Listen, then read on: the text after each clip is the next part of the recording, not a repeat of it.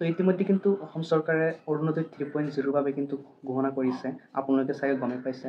অৰুণোদয় 3.0 কিন্তু নতুনকৈ ফৰ্ম আহিব। এই ফৰ্মটো ক'ত পাব, কেনেকৈ ফিল আপ কৰিব, কোনে কোনে এই অৰুণোদয়ৰ টকাবোৰ লাভ কৰিব, ইয়াৰ বিষয়ে সবিশেষ মই জনাই দিম। আৰু লগতে আপোনালোকে কি ডকুমেণ্টছ লাগিব আৰু কোনবোৰ ডকুমেণ্ট নহ'লে আপোনালোকে অৰুণোদয় 3.0 বাবে এপ্লাই বা টকাটো লাভ নকৰে। আৰু এপ্লাই কৰোঁতে আপোনালোকে ক'ত যাব লাগিব, এইখন ফৰ্ম আপোনালোকে ক'ৰ পৰা ডাউনলোড কৰিব, মই ভিডিঅ'টোত দেখুৱাই দিম। আপোনালোকে লগতে কেনেকৈ ফিল আপ কৰিব লাগে গোটেইখিনি সবিশেষ কথা আপোনালোকক জনাই দিম। আপোনালোকে ভিডিঅ'টো শেষলৈকে চাব। লগতে মোৰ চেনেল নতুন হ'লে চেনেলটো ছাবস্ক্ৰাইব কৰিব, এনেকুৱা নতুন নতুন ভিডিঅ'বোৰ পাই থাকিবৰ কাৰণে। অসম চৰকাৰে কিন্তু অৰুণোদয় 3.0 বাবে কিছুমান বিয়া কিন্তু ডাঙৰ ডাঙৰ ঘোষণা কিন্তু ইতিমধ্যে কৰিছে। আপোনালোকে বহুতো মানুহে কিন্তু অলৰেডি গমেই পাইছে। অসমৰ ডক্টৰ হিমন্ত বিশ্ব শৰ্মা ছাৰে কিন্তু অলৰেডি কৈ দিছে যে ছেপ্টেম্বৰ মাহত কিন্তু ইয়াৰ কিন্তু যিটো চেম হয় এইটো কিন্তু মুকলি কৰি দিয়া হ'ব। অনলাইন বা অফলাইনৰ যোগেদি কিন্তু আপোনালোকে এপ্লাই সকলোৱে কিন্তু কৰিব পাৰিব।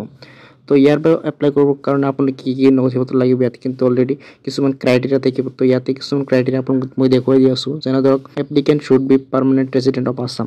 অসমৰ কিন্তু স্থায়ী বাসিন্দা হ'ব লাগিব, কিন্তু এইটো ইম্পৰ্টেণ্ট হয়। তো আপুনি বেলেগ দেশত বাস কৰিছে তেনেহ'লে কিন্তু আপুনি অৰুণোদয় 3.0 কিন্তু লাভ নকৰে। তো তাৰপিছত চাইছে applicant should be presently residing in Assam. আপুনি এতিয়াও কিন্তু অসমত থাকিব লাগিব। তো ইয়াতে কিছুমান ডিটেইলছ দিয়া আছে, আপোনালোক চাই ল'ব। তো ইয়াত আৰু কিন্তু 2 লাখতকৈ বেছি যদি আপোনালোকৰ ইনকাম হয় তেনেহ'লে কিন্তু আপুনি কিন্তু এইটো লাভ নকৰে। তাৰপিছত চাইছে beneficiary should have bank account and their name should match the bank. আপুনি যিটো বেংক একাউণ্ট দিব এইটো কিন্তু আপোনাৰ নামত থাকিব লাগিব।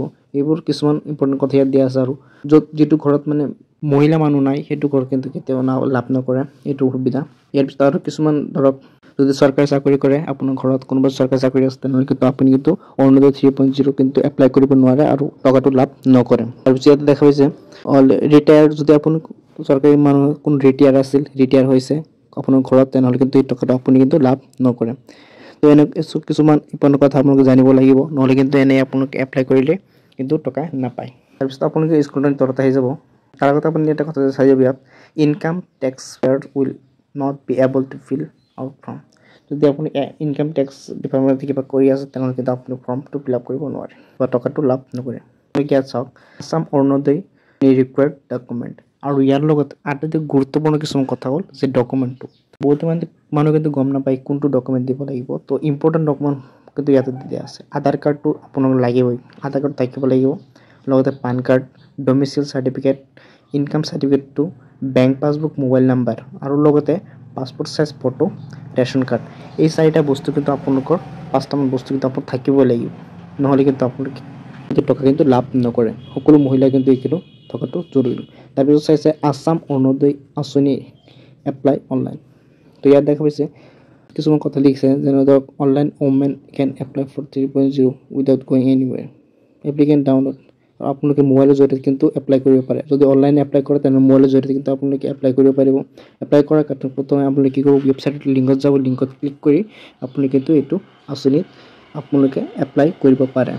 ইয়াতে কিছুমান আজি ভিডিঅ'ত আপোনালোক কিছুমান ইম্পৰ্টেণ্ট কথা আপোনাক জনাই দিলোঁ যে আগতীয়াকৈ আপোনালোকে কিন্তু এই ডকুমেণ্টসমূহ কালেক্ট কৰি থৈ দিব, নহ'লে কিন্তু আপোনালোকে এইবাৰ 2024 যিটো মানে ছেপ্টেম্বৰ মাহত যিটো লঞ্চ হ'ব মানে 3.0, এইটো কিন্তু টকা আপোনালোকে লাভ নকৰিব। প্ৰত্যেক মহিলাই কিন্তু 1250 টকাকৈ প্ৰত্যেক মাহে লাভ কৰি আছে। অসম চৰকাৰে কিন্তু অৰুণোদয় আঁচনি কিন্তু 27 লাখ টকা কিন্তু প্ৰত্যেক মাহে কিন্তু 27 লাখ টকা কিন্তু অসম চৰকাৰে এইটো নামত কিন্তু দি আছে। সকলো মহিলাই কিন্তু বহুতো মহিলাই কিন্তু এইটো টকাটো লাভ কৰে। তো 27.77 lakh eligible house hold in the state. এখন ৰাজ্যত কিন্তু 27 লাখতকৈ অধিক মানুহ কিন্তু ইলিজিবল হৈ আছে। তো গোটেই মানুহ কিন্তু 1250 টকাকৈ প্ৰত্যেক মাহে কিন্তু লাভ কৰি আছে। ভিডিঅ'টো ভাল পালে লাইক কৰিব, লগতে মোৰ চেনেলটো ছাবস্ক্ৰাইব কৰিব।